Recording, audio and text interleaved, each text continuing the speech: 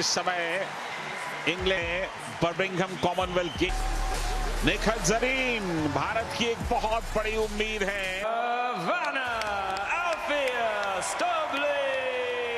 Representing India, Zareen Nika। मेजबान England से हैं। बॉक्सिंग के जो मूलभूत नियम हैं उनके बारे में रेफरी ने बता दिया कि हेड्स ऊपर करके खेलिएगा, नीचे ब्लो मत कीजिएगा। मुकाबले की शुरुआत वर्तमान और इस समय लेफ्ट और राइट यानी कि बेहतरीन तरीके से हुक्स का इस्तेमाल किया। थोड़ा सा आक्रामक लग रही है निखत शुरुआती मोमेंट में, और ऐसा लग रहा है कि लगातार स्टबली आ रही हैं और यहां पर क्लिंच की पोजीशन से छूटते छूटते निखत का एक राइट हुक सीधे जाकर के लगा उन्हें, और इस समय प्रहारों का सिलसिला शुरू कर दिया है। इस कोशिश में कम से कम 2 हुक बिल्कुल ठीक जाकर के लगे हैं। यहाँ लेफ्ट से मारा और राइट से हल्के से नॉकिंग की, क्लिंच की पोजीशन आ गई, होल्ड की पोजीशन आ गई, अपने आप अलग हो गई। रेफरी को इंटरफेयर नहीं करना पड़ा। स्टबले और निखत के बीच ये पहला राउंड चलता हुआ अटैकिंग दिखाई दे रही है निखत जरीन। ये अच्छी बात है, हालांकि इस अटैक के साथ साथ उन्हें अपने डिफेंस को भी बनाना होगा। एक बार फिर हो मुक्केबाजी का ये सिलसिला, निखत जरीन लेफ्ट और राइट लगातार आप कॉम्बिनेशन पंचेस ये इस बार देखने को मिले हैं, और कम से कम 2-3 पंचेस एक साथ लगे हैं। वहां पर किसी भी तरह से होल्ड करने की कोशिश ना करें। निखत जरीन लेफ्ट और राइट बहुत बढ़िया, अच्छे हुक्स, अच्छे पंचेस, लेकिन कितने कनेक्ट होते हैं वो जजेस की नजर से बेहतर कोई नहीं जानता। और ये स्टबली पिछड़ रही हैं ऐसा दिखाई देता है हमारी नजर में।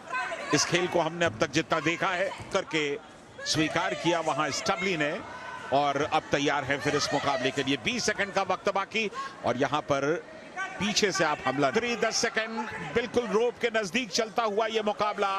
दोनों ही बॉक्सर्स बीच में कोई फासला क्रिएट नहीं कर पा रहे हैं। जाती है स्टबली, जैसा कि देखने में लग रहा था 9 पॉइंट्स मिले हैं। हालांकि अगर 9 पॉइंट्स सबने दिए तो इसका मतलब ये मुकाबला एक तरफा कतई नहीं है। तो स्टबली के अभी भी वापसी की गुंजाइश है।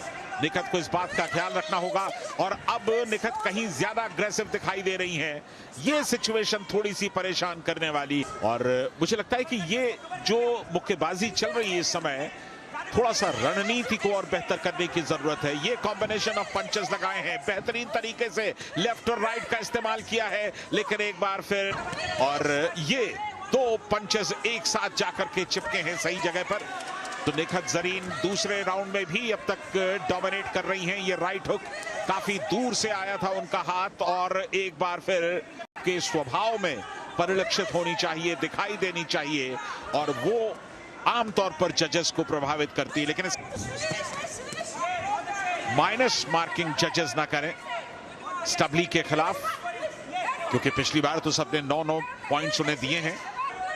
मुझे लगता है कि इस बार उन्हें थोड़े से और कम मार्क्स मिलने चाहिए, बजाय इसके कि वो अपने मार्क्स को बेहतर करके इस दूसरे राउंड में 10 में से 10 मार्क लेने की कोशिश करती। शायद उन्होंने अपने निखत जरीन बिल्कुल इस बार भी, हालांकि 5 जजेस ने 9 मार्क्स दिए हैं। शवाना अल्फिया स्टबली, तो निखत जरीन फाइनल में खेलेंगी।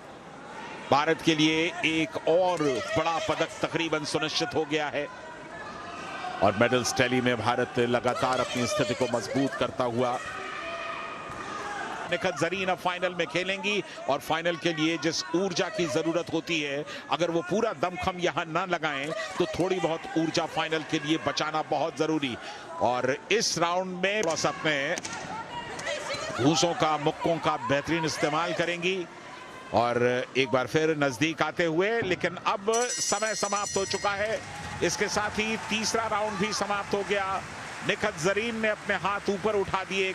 उन्हें इस बात का एहसास है कि उन्होंने इस मुकाबले में पूरी तरह से डोमिनेट किया है। Unanimous decision for your winner and heading into the Commonwealth Games final in the blue corner, तो चलिए जिस बात की उम्मीद थी